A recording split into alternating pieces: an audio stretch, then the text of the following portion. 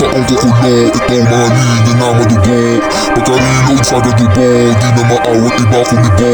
Dumiretso di napaliko, ang tinahak na bisyo yung magpalago.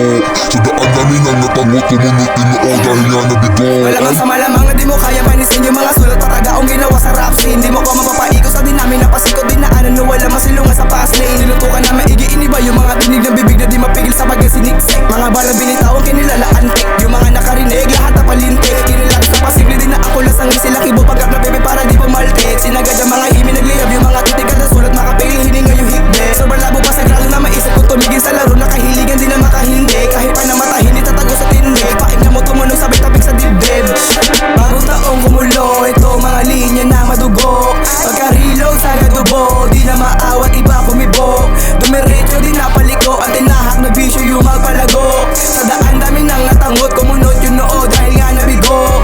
Bagong taong kumulo, ito mga linya na madugo. Pagka-reload sa gadubo, di na maawat iba kumibo. Dumiretso di na paliko, ang tinahak na bisyo yung magpalago. Sa daan dami nang natangot, kumunot yung noo dahil nga nabigo. Bagong taong kukulo, itong mga linya na madugo. Pagka-reload sa gadubo, di na maawat iba kumibo. Dumiretso di napaliko, ang tinahak na bisyo yung magpalago. Sa daan namin ang natangot, kumunot tinoo dahil nga nabigo. Kamusta mga nagsabi na hilaw pa yung sinaing ngayon ko na inihide ang silbi na ganti. At sa dami ng inipon na bati ko sa paligid, kaso tinuloy ang hilig kasi di ka pante. Kaya pinasok yung mga kitig na daan para ipihit ang mali ay maitama, di ganun kasimple.